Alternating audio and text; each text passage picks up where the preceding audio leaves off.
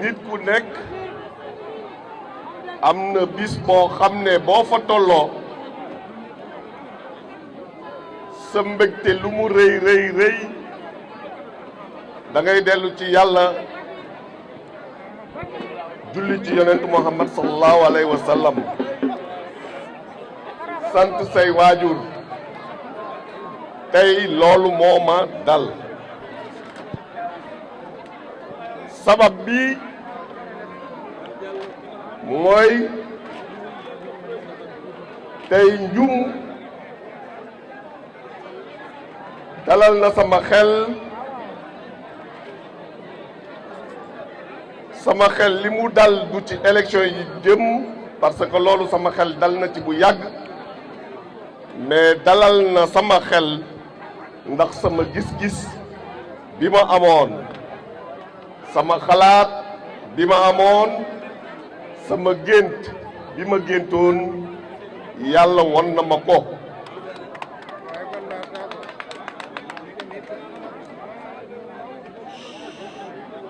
firnde bi mbaa firnde yi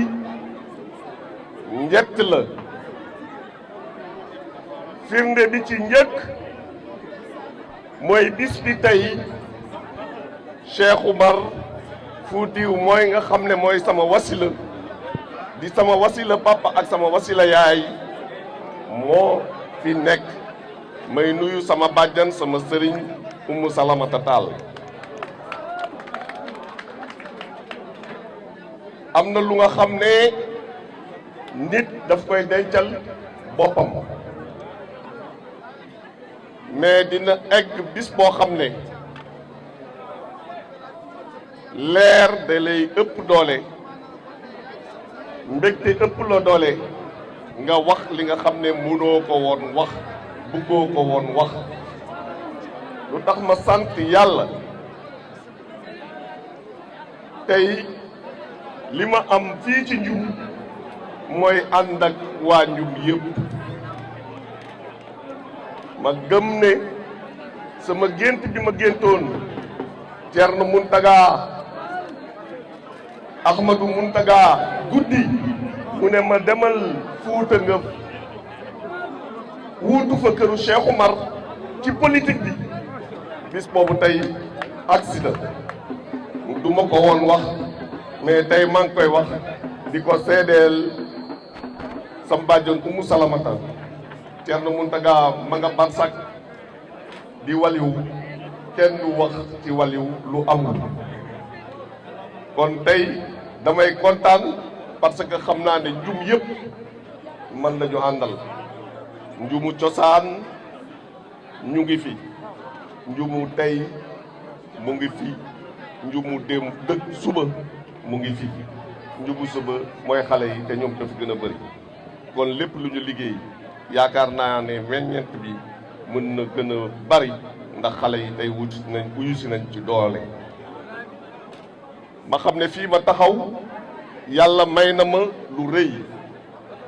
man maay ñeenteelu maire bu Ndioum di wut deuxième mandat yëg ci sama yaram xam ko dund ko ne am naa ñaanu maire yi ma jiitu yëpp ci dëkk bi ma ñëwee fii ci Ndioum sam papa Bokar Seck moo ma jël uuf teetee ma teg ma ci yoon bi ba ma nekk premier adjoint wu sama papa Habibou Daat yàlla na yàlla seddal seeni yàq ci suuf ñoom ñaar ànd nañoo man jàppale nañ ma boot nañ ma ba ma egg fii ma tey ma ñëw taxaw fii ak le troisième maire sama mag Amadou Kane le ministre Amadou Kane Diallo mi nga xam ne tey dafa wax yu kéemaan yi fi nekk di ne dafa ànd ak man parce que maa gën ci Ndioum moom moo may jàppale lu may def jàpp na ci ma koy sant di ko gërëm donc am naa tamit kon ñaanu ñi nga xam ne ñoom laa fi wuutu te ñoom ñëpp seen taxawaay mooy Ndioum ma ñëw ànd fi ak cadre Ndioum yëpp bu ma limee juum mais di nga am ñu nga xam ne mënu ma leen bañ a lim dinaa lim jiital sama papa Amath Tidiane Anne teg ci le ministre l'ambassadeur Mansour Elimane Kane bi nga xam ne mu ngi fi yabal délégation bu nga xam ne papa Amadou Kane rakkam nga xam ne dafay teewal boppam moom ak njabootam mais teewal fi këru Elimane yëpp ma koy sant di ko gërëm di ci teg le docteur Abou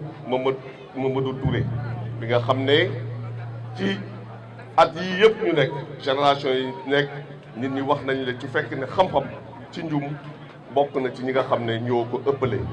ma ci sant di gërëm di sant ñi nga xam ne maa ngi ñoom ñoo bokkoon conseil municipal bi di sant chef de quartier yi fi nekk di sant waa Ndioum yëpp di sant tamit xale yi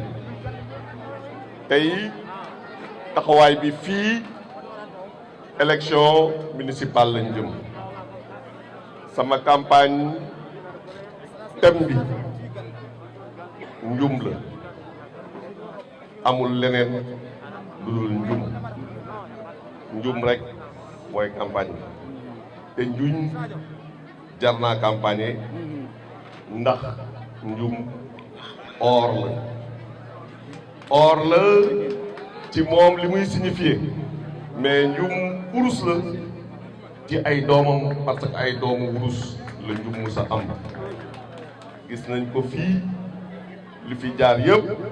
ci doomu Ndioum nga xam ne dañoo représenté lu bari ci Fuuta représenté lu bari ci Sénégal may fàttaliku sama maam Demba Elimane di fàttaliku Abibou Daat Bokar Seck Doro Sy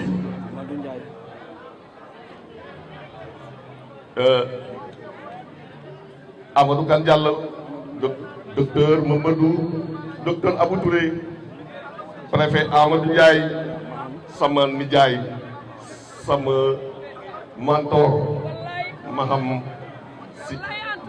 Sidi Ali Diallo yal na yàlla seddale ay yaxam ci suuf donc Ndioum bi may wax or la xale yi laay waxal lépp lu ngeen am leen ko Ndioum gënal fépp fu ngeen nekk bàyyi leen seen xel ci Ndioum parce que Ndioum mooy avenir bi Ndioum ci position géographique am ci mondialisation bi sorewuñu Mauritanie ku jógee Europe mooy dugg Sénégal Ndioum ngay jaare pour dem centre du Sénégal pour dem ouest du Sénégal pour dem est du Sénégal Ndioum Carrefour la Ndioum ëpp la te gént bi ma gént ngay xam ne nangu naa ne dina am mooy gént bu nga xam ne Ndioum mooy doon ëpp économique bu Afrique occidentale bu CEDEAO loolu moo tax tey projet bi ma jël di wax ne ñun waa Ndioum ñun xale yi Ndioum ñun mag yi Ndioum ñun góor yi Ndioum ñun jigéen yi Ndioum nañu te fexe ba Ndioum nekk capitale régionale c'est que dama gis li may gis lële di ñëw luy leer nañ ni lële di ñëw du niroog or te di or mooy Ndioum ak doomi Ndioum projet boobu ci laay woo ñëpp mu ngi lalu ci jàngal xale yi former le capital humain c'est important te tey ay jéego yu rëy lañ ko def ci Ndioum suñuy école primaire ñooy classé meilleure école primaire du Sénégal département de Podor région de Saint-Louis moom amatuñu kenn ku ñu ciy béngeel loolu ay effort la yu metti yi nga xam ne maire yi fii jaar yëpp def nañ ko tey ñu ngi koy consolider di ko gën a dëgëral di ko gën a yoon boobu yoon bu rëy la tey am nañu lycée am nañu collège yi dinañ leen yokk lycée bi dinañ ko renforcer am nañu dugg nañu ci ère universitaire avec ENO bi mais Ndioum dina doon une ville universitaire avec un campus de haut niveau international bu nga xam ne jàngale yi gën a xarañee lañ ciy def bi nga xam ne day ubbeeku ci le numérique ubbeeku sur le développement autocentré yooyu orientation la ñu am ci sur le plan universitaire et la formation dinañu ubbi benn centre de formation professionnelle bu nga xam ne day jël à partir du CP ba ñu am bac ah loolu taxawaay boobu buñ ci demee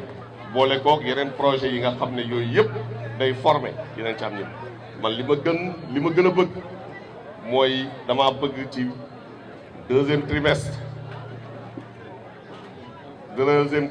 bu 2022 ñu organiser fii une grande table ronde des partenaires au développement de Ndioum nga xam ne pays réew yi ñuy jàngal yi ñuy jàppalante hommes d'affaires yi intellectuels yi économistes yi ingénieurs yi ñoom ñëpp ñu tase fii Ndioum ñu xool ban projet de société nga xam ne Ndioum moo koy porter non pas pour Ndioum moo koy porter pour l'Afrique Ndioum moo koy porter pour le Sénégal te bu boobaa dinañ def un plan de développement avec des investissements yi nga xam ne man jàpp naa ne dans les 5 ans war na mën a mot 70 milliards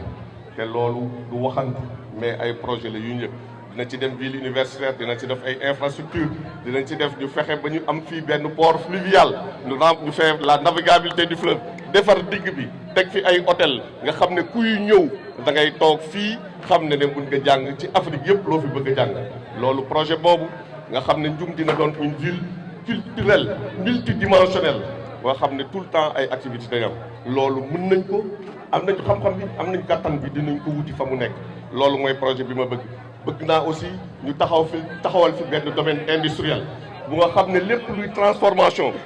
des produits de la vallée ñu def ko fi ñëpp xam nañ ne sama xam-xam màcc na ci fànn boobu jiite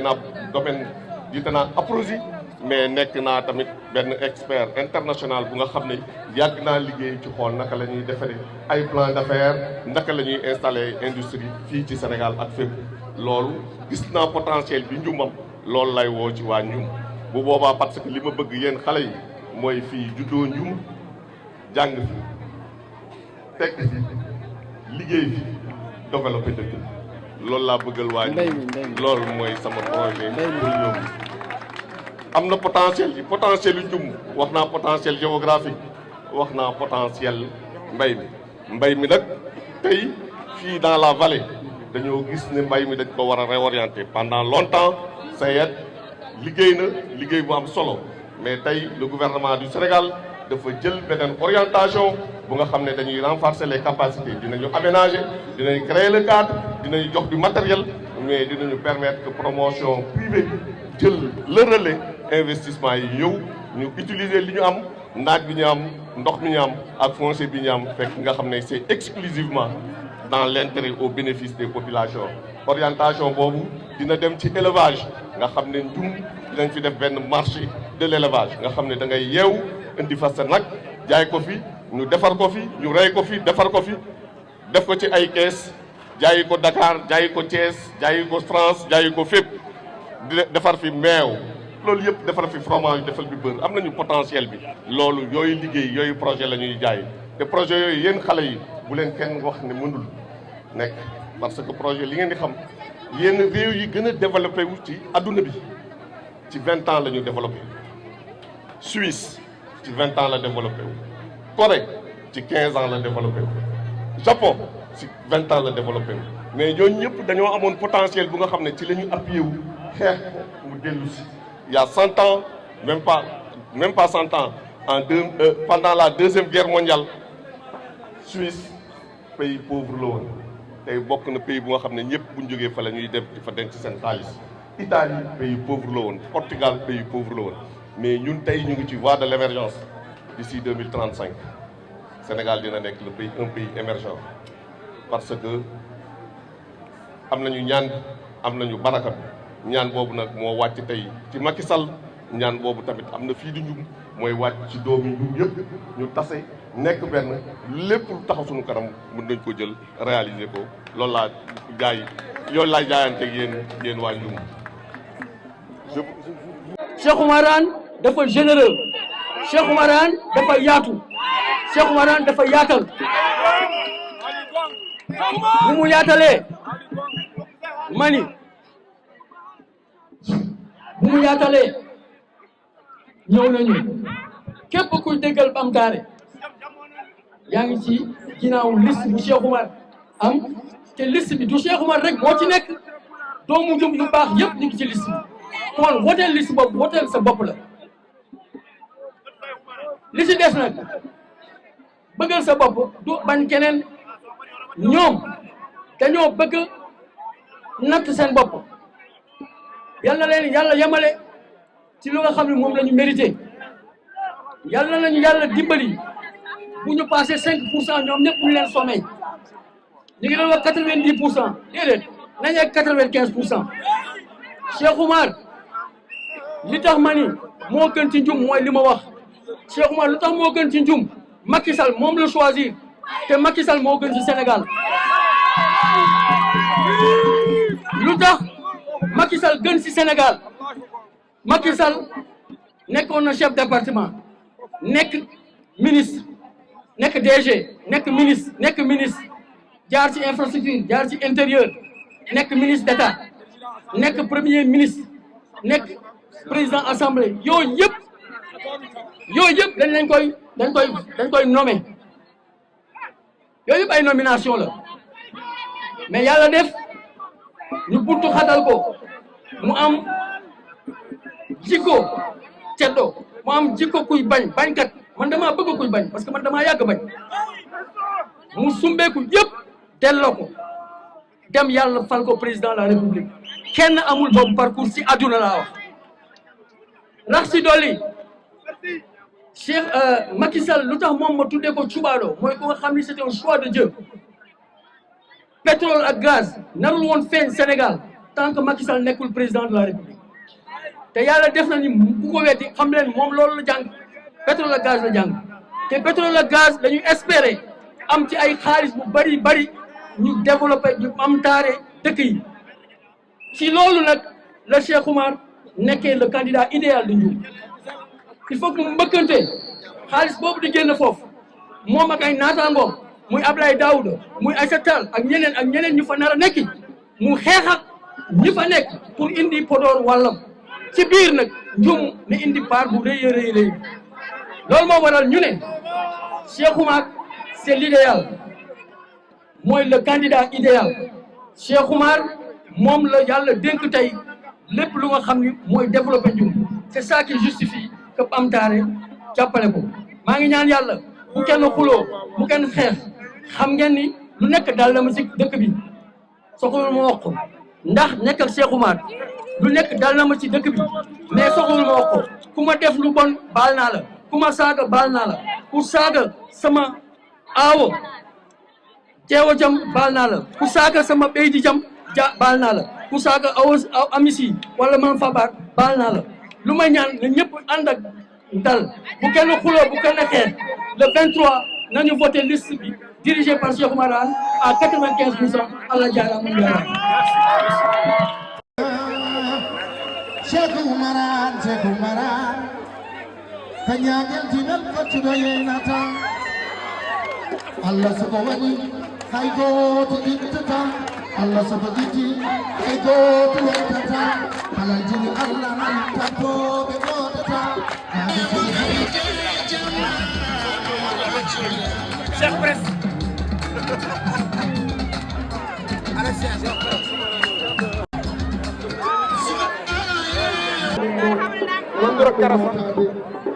Nante la. Mas ak sa pied bi.